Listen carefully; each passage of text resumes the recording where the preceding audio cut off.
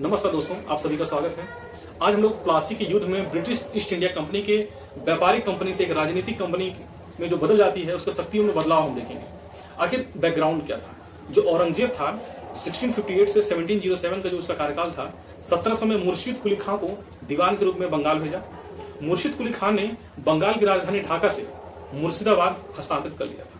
जो मुगल राजा फर्रुखसियर था, जिसका कार्यकाल 1713 से 1719 के बीच में था, ईस्ट इंडिया की कंपनी से सीमा शुल्क पूरी तरह से माफ कर दिया। मुर्शिद कुली खां को 1717 में बंगाल का पहला नवाब बनाया गया। फर्रुखसियर की मृत्यु के बाद बंगाल एक स्वतंत्र राज्य बन गया है। अब बंगाल की गद्दी पे कौन बैठेगा? बंगाल मुर्शिद कुली खां ने अपने दामाद सुजाउद्दीन मोहम्मद को बंगाल का नया नवाब बनाया। उनके बाद उनके बेटे सरफराज खान 1727 से 1739 में गद्दी उसने संभाली। अली वर्दी खान सुजाउद्दीन मोहम्मद के वफादार सिपाही थे।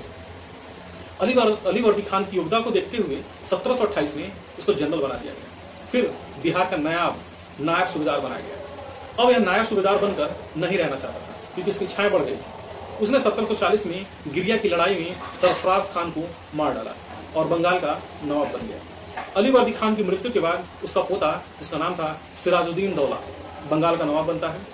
और अब युद्ध का क्या कारण बनता है, जो हम प्लासी युद्ध देखेंगे, क्या इसके पीछे कारण क्या बनेगा। 1756 में यूरोप में 7 साल का युद्ध शुरू हुआ। इस युद्ध में ब्रिटेन और फ्रांस एक दूसरे के खिलाफ थे। अंग्रेजों को डर था कि फ्रांसीसी उनके फैक्ट्री पर हमला कर सकते हैं, इसलिए उन्होंने किलाबंदी करना शुरू कर दिया। ईस्ट इंडिया कंपनी बहुत पैसा कमा रहा था, लेकिन कोई कर नहीं दे रहे थे। फर्रुखसियर का जो कार्यकाल, मतलब युग कहेंगे, वो खत्म हो चुका था। अब बंगाल सिराजुद्दौला के अधीन था। उसने फ्रांसीसी ईस्ट इंडिया कंपनी और ब्रिटिश ईस्ट इंडिया कंपनी के प्रतिनिधित्व को अपने दरबार में आमंत्रित किया और उनसे कहा कि आपको कर देना होगा, टैक्स देना होगा। किला आप बना रहे हैं, उसे भी बंद करना होगा। अब यहीं पे एक घटना घटती है जिसको ब्लैक होल ट्रेजेडी बोलते हैं। अब इसमें क्या होता है, फ्रांसीसी सहमत थे लेकिन ब्रिटिश सहमत नहीं थे, इसलिए सिराजुद्दौला ने फोर्ट विलियम पर हमला कर देता है। कुछ लोग भागने में तो सफल रहे, लेकिन 146 को पकड़ लिया गया, जिनमें बच्चे और महिलाएं भी शामिल थे। उनमें छोटे गार्ड रूम में एक छोटा सा रूम था, उसके अंदर बंद कर दिया गया। केवल 23 लोग ही जीवित बचे, बाकी दम घुटने से उनकी मृत्यु हो जाती है। इस घटना को ब्लैक होल ट्रेजेडी के नाम से जानते हैं। अब ब्लैक होल जो घटना के बाद क्या होता है, भागे हुए ईस्ट इंडिया कंपनी के जो कर्मचारी थे, जिनका नाम था कर्नल रॉबर्ट क्लाइव, मद्रास में संदेश भेजा। रॉबर्ट क्लाइव 30,000 सैनिकों के साथ 30,000 सैनिकों के साथ बंगाल आता है। दूसरे गवर्नर ने बंगाल बंदरगाह पर हमला किया। नवाब उसे हराने के सक्षम नहीं था, इसलिए उनके बीच अलीनगर की संधि हुई और उस पर हस्ताक्षर हुए। अब संधि हुई तो कुछ शर्तें रखी गई। शर्त क्या थी? फोर्ट विलियम फिर से ब्रिटिश संपत्ति बन गया। ईस्ट इंडिया कंपनी को कोई कर नहीं देना पड़ता था। अंग्रेजों को सिक्के ढालने की अनुमति भी मिल गई। अंग्रेजों को बंगाल में सेना रखने की अनुमति भी मिल गई। रॉबर्ट क्लाइव अब फैसला कर लिया था कि वो सिराजुद्दौला को लंबे समय तक नवाब रहने देगा, क्योंकि उसकी प्रॉफिट हो रहा था। रॉबर्ट क्लाइव ने मीर जाफर, नवाब की सेना के कमांडर इन चीफ को लालच दिया कि उसे बंगाल का नवाब बना दिया। उसके हाथ मिलाया। अब क्या होता है, प्लासी के युद्ध में जो क्रम कैसे आगे बढ़ता है।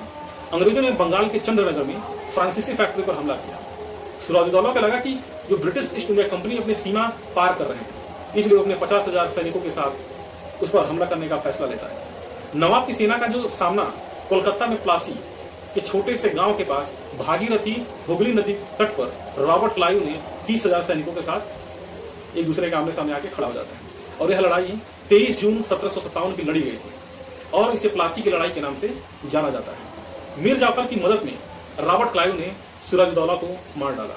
अब जैसे ही इसका मृत्यु होती है, फिर जब भाई इसकी मृत्यु हो जाएगी, तो इस युद्ध का क्या प्रभाव पड़ेगा हमारे हिस्ट्री पे, हमारे इतिहास पर क्या प्रभाव पड़ा।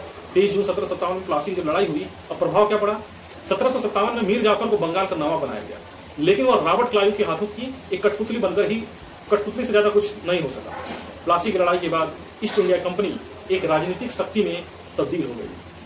और इसी के जैसे हम लोग प्लासी की लड़ाई देखे, और आने वाले समय में भी हम हिस्ट्री के कुछ इंपॉर्टेंट टॉपिक को लेंगे और एक्सप्लेन करने की कोशिश करेंगे, आपको समझाने का प्रयास करेंगे।